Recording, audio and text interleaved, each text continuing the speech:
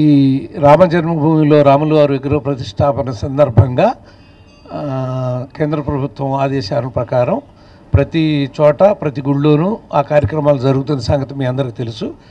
వారి సిద్ధాంతం ప్రకారమే మన గుళ్ళో కూడా గత కొద్ది రోజులుగా కార్యక్రమాలు రేపు 22వ తారీఖు వరకు అక్కడ రాముని యొక్క ప్రతిష్ఠ జరిగే వరకు జరుగుతూ ఉంటాయి. ఆ విషయం గురించి మా చైర్మన్ గారు, managing trustee doctor Manchu Mohan బాబు గారు మీతో మాట్లాడతారు.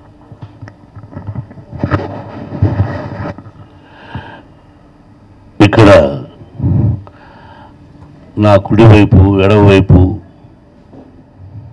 వెనుకవైపు కూర్చున్నటువంటి మా కమిటీ సభ్యులందరికీ కూడా నా హృదయపూర్వక నమస్కారాలు. నూతన సంవత్సర శుభాకాంక్షలు, సంక్రాంతి శుభాకాంక్షలు మరొకసారి తెలుపుకుంటూ మీకు కూడా నూతన సంవత్సర శుభాకాంక్షలు, సంక్రాంతి శుభాకాంక్షలు. ఇది ఫిలిం నగర్ దైవ సన్నిధానం. మీ అందరికీ తెలిసిందే, ఇది ఫిలిం నగర్లో ఏబిసి అని చెప్పి నటీనటులకు, సాంకేతిక నిపుణులకు అక్కడ దాన్ని ఏమంటారు, అక్కడ ఉంది జర్నలిస్ట్ కాదు, చిత్రపురికారుని, వీటన్నిటిని కూడా కాంగ్రెస్ ప్రభుత్వమే ఇచ్చింది అప్పట్లో. ఇది వాస్తవం. నేను ఎన్నో సందర్భాల్లో చెప్పాను, ఫిల్మ్ ఇండస్ట్రీ ఇక్కడ ఉన్నారని. పెద్దలందరూ కూడా చాలామంది ఇక్కడ తరలి వచ్చి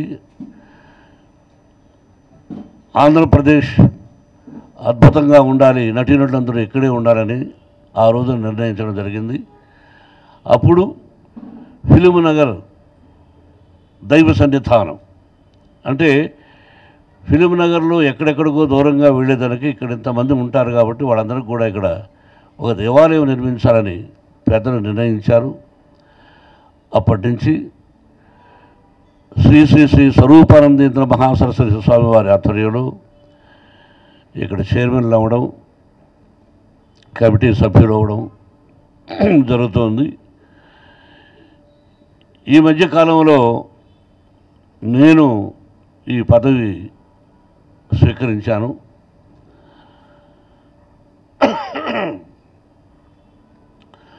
ఇప్పుడు ముఖ్యంగా చాలా రోజుల తర్వాత మీతో మాట్లాడుతున్నాం. ఎవరికి వాళ్ళు సెల్ఫ్ డబ్బా కొట్టుకోవడం కాదు, కానీ ఈ ఫిలిం నగర్ దైవ సన్నిధానంలో ఉన్నటువంటి 18 మూర్తులు ఉన్నారు. బ్రాహ్మణోత్తములు 15 మంది ఉన్నారు. ఈ దేవాలయంలో వచ్చి ఎవరైనా ప్రార్థిస్తే వాళ్ళ కోరికలు తీరున్నాయి, వాళ్ళందరూ తిరిగి వచ్చి చెప్పడం జరిగింది. ఇది అద్భుతమైన దేవాలయం. వెంకటేశ్వర స్వామిని చూస్తే మీరు ఇక్కడే కూర్చోన్నారు రాంబాబు గారు. అద్భుతం, మహాద్భుతం. తిరుపతి వెంకటేశ్వర స్వామిని చూస్తే ఎలా ఉంటుందో ఇక్కడ ఈ వెంకటేశ్వర స్వామిని చూసినా కూడా ఆ రూపం అంతే అందంగా ఉంటుంది. అలాగే పరమేశ్వరుడు, షిరిడి సాయినాథుడు, సరస్వతి, లక్ష్మి, పార్వతి, భద్రాద్రి రాముడు, నవగ్రహ దేవతలు, షణ్ముఖం, సుబ్రహ్మణ్య స్వామి, అయ్యప్ప, సీతాదేవి, వీర వెంకట సత్యనారాయణ స్వామి, ఇలా సంతోషమాతని, లక్ష్మీనరసింహస్వామి, అలాగే 18 దేవుళ్ళు ఉన్నారు. వాళ్ళందరి ఆశీస్సులు ఎవరికి ఇష్టం వచ్చిన నాగదేవత అందరూ కూడా. ముఖ్యంగా ఎందుకు ఎక్కువ వస్తున్నారంటే స్థల ప్రభావంతో పాటు బ్రాహ్మణోత్తములు ఇక్కడ ఉన్నవాళ్ళు ఒక్కొక్కరు అత్యద్భుతంగా పూజలు చేసి వచ్చిన వాళ్ళని సంతోషపెట్టి ఏ అపశృతి లేకుండా ఆ పదజాలం చెప్పి శ్లోకాలు ఆశీర్వదించి పంపుతున్నారు. నిజంగా ఇక్కడున్న బ్రాహ్మణోత్తరం అందరికీ రాంబాబు గారు ప్రతి ఒక్కరికి హృదయపూర్వక నమస్కారాలు తెలియజేసుకుంటున్నాం. అలాగే కమిటీ సభ్యులు కూడా పోటీ పడి నేను పలాంది చేస్తానని చెప్పి ప్రతి ఒక్కరు కూడా వాళ్ళ వంతు చేస్తున్నారు. అందరూ కూడా మన దేవాలయం, ఇది మీ దేవాలయం, మన సినిమా దేవాలయం అంటే సినిమా దేవాలయంలోకి ఎవరు రాకూడదంటే అందరూ ఆహ్వానితుడే. గుడిలో నిషేధం ఉండదు, అందరూ ఆహ్వానితుడే.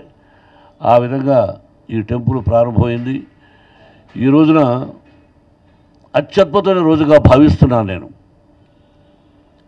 నా తంతుగా నేను మాట్లాడాల్సింది నా హృదయపూర్వకంగా, భారతదేశం అంటే ఇది, భరతమాత అంటే ఇది, రామ జన్మభూమి అంటే ఇది, రాముడు పుట్టిన దేశం, మనమంతా భారతీయులం అని ఇప్పటికి రెండోసారిది భారత ప్రధాని గారు ఆయన వచ్చినప్పటి నుంచి కూడా మనం ఏమిటో అని ప్రపంచానికి చాటి చెప్పిన మొట్టమొదటి వ్యక్తిని నా పర్సనల్ అభిప్రాయం. వారు ఇప్పుడు చేస్తున్నటువంటి కార్యక్రమాలు, అయోధ్య శ్రీరాముని ప్రతిష్టాపన 22వ తారీఖు. అందుకని ఏ ఊర్లో గ్రామంలో కానీ నేను చూశాను, తిరుపతి నుంచి మనం వస్తే ప్రతి ఒక్కరూ మా రాముడు, మా సీత, మా లక్ష్మణుడు, మా భరత శత్రుఘ్నుడు, అయోధ్య సీతాదేవి, ఆంజనేయ స్వామిని ప్రతి ఒక్కరిని ప్రార్థిస్తూ వాళ్ళ వంతుగా వాళ్ళకు చాలామంది తరలి వెళుతున్నారు అక్కడికి. నాకు కూడా ఇన్విటేషన్ రావడం జరిగింది. కానీ అన్ని సెక్యూరిటీస్ ఇస్తానన్నా కూడా అక్కడ పోవడానికి భయపడి వెళ్ళలేదు. క్షమించని మాత్రం రాశాను. అటువంటి మంచి కార్యక్రమానికి ఈ టెంపుల్లో కూడా 14వ తారీఖు నుంచి 22వ తారీఖు వరకు ఏమేమి చేస్తున్నామన్న సంగతి మాకు ముఖ్యమైనటువంటి రాంబాబు గారు ప్రధాన అర్చకులు వారు చెబుతారు. మీరందరూ కూడా వచ్చి ఇక 4 రోజులు 2 డేస్ మీరు వచ్చి పాల్గొనండి. మీ అందరి ఆశీస్సులు కావాలి. Thank you very much once again. Committee సభ్యులందరూ కూడా నాకు హృదయపూర్వక నమస్కారాలు.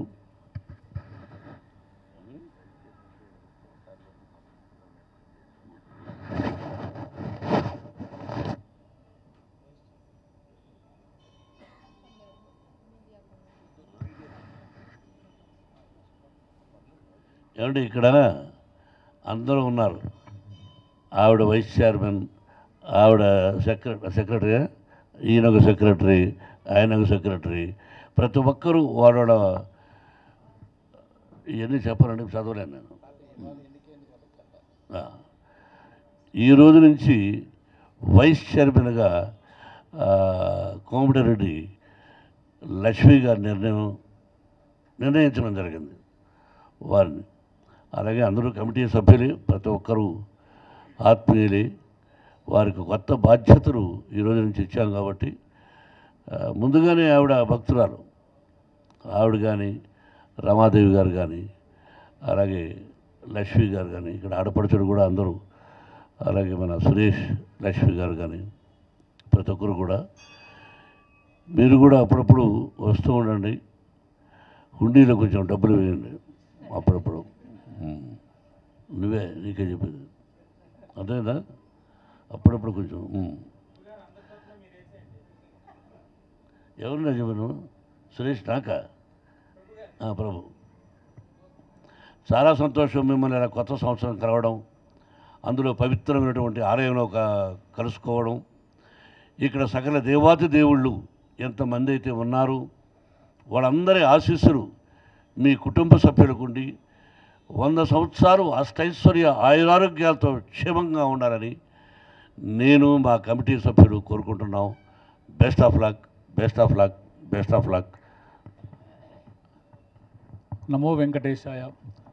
విశాఖ శ్రీ శారదాపీఠపాలిత ఫిలిం నగర్ దైవ సన్నిధానం పరమహంస పరివ్రాజకాచార్య జగద్గురు శంకరాచార్య సంప్రదాయ పీఠాధిపతులు శ్రీ శ్రీ శ్రీ స్వరూపానందేంద్ర సరస్వతి మహాస్వామి వారు, ఉత్తర పీఠాధిపతి శ్రీ శ్రీ శ్రీ స్వాతమానంద సరస్వతి స్వామివార్ల యొక్క ఆదేశాలతో మా పాలక మండలి chairman and managing trustee Shriman doctor Manchu Mohan బాబు గారి అనుమతితో మా పాలక మండలి వారి యొక్క సౌజన్యంతో అయోధ్యలో శ్రీరామచంద్రమూర్తి యొక్క విగ్రహ ప్రతిష్ట సందర్భంగా అత్యంత ప్రతిష్టాత్మకంగా మేము ఈ నెల 14వ తేదీ నుండి రేపు 22వ తేదీ ప్రతిష్ట జరిగే వరకు కూడా ప్రతిరోజు కూడా విశేషమైనటువంటి ఉదయం పూట వైదిక కార్యక్రమాలని, సాయంత్రం పూట ఆధ్యాత్మిక సాంస్కృతిక కార్యక్రమాలని ఏర్పాటు చేయడం జరిగింది. 14వ తేదీ ప్రప్రథమంగా గణపతి ఆరాధనతో ప్రారంభం చేసి స్వామివారి యొక్క ఉత్సవమూర్తులకు స్నపన తిరుమంజనం జరిగింది. అలాగే సాయంత్రం ప్రతిరోజు కూడా అన్నమాచార్య, త్యాగరాజస్వామి, అలాగే రామదాసు యొక్క కీర్తనల్ని ఎంతోమంది కళాకారులు వచ్చి అలాగే భరతనాట్య కార్యక్రమాలన్నీ కూడా ఏర్పాటు చేయడం జరిగింది. 15వ తేదీ శ్రీరాముని యొక్క మూలమంత్ర హోమం, 16వ తేదీ ఉదయం విశేషమైనటువంటి సుందరాకాండ హోమం, అలాగే 17వ తేదీ సీతామ్మవారికి, రాముల వారికి 1,00,000 తులసి పూజ, సీతామ్మవారికి 1,00,000 పుష్పార్చన, అలాగే ఈరోజు మన్యుసూక్త సహిత హనుమద్ గాయత్రి హోమం జరిగింది. రేపు ఉదయం స్వామివారికి మూల విరాట్టుకి వివిధ నదుల నుంచి సాగర జలాలతో ప్రత్యేకమైనటువంటి విశేషమైనటువంటి అభిషేకాన్ని చేయటం జరుగుతుంది. అలాగే రేపు సాయంత్రం సీతారామ కళ్యాణ మహోత్సవం జరుగుతుంది. 22వ తేదీ అత్యంత వైభవంగా ఉదయం 8 గంటల నుండి సీతారాములని అశ్వరథం మీద గ్రామోత్సవంగా ఊరేగింపు చేసి భక్తులందరికీ కూడా దర్శింపచేసి తరువాత దేవాలయంలో స్వామివారి యొక్క పట్టాభిషేక మహోత్సవాన్ని మేము నిర్వహించబోతున్నాం. దీనికి స్వామీజీ వారి యొక్క ఆశీస్సులు, మా పాలక మండలి వారందరూ కూడా ఎంతో చక్కగా ఈ కార్యక్రమాలని నిర్వహించడం కోసం అనుమతి ఇవ్వడంతో మేము చాలా చక్కగా ఈ కార్యక్రమాలను నిర్వహిస్తూ ఉన్నాం. అలాగే సాయంకాలం పూట జరిగేటువంటి భరతనాట్య కార్యక్రమాలు, కూచిపూడి నృత్య కార్యక్రమాలు, అన్నమాచార్య సంకీర్తనలు, రామదాస్ సంకీర్తనలు అన్నీ కూడా చాలా చక్కగా కనుల పండుగగా జరుగుతుంది. ఈ కార్యక్రమానికి అందరూ కూడా విచ్చేసి సీతారాముల యొక్క అనుగ్రహాన్ని పొందవలసిందిగా మేము కోరుతూ ఉన్నాం. జై శ్రీరామ్. నమో వెంకటేశాయ. శుభగుం శుభం శుభగుం శుభం శుభగుం శుభం. స్వస్తి.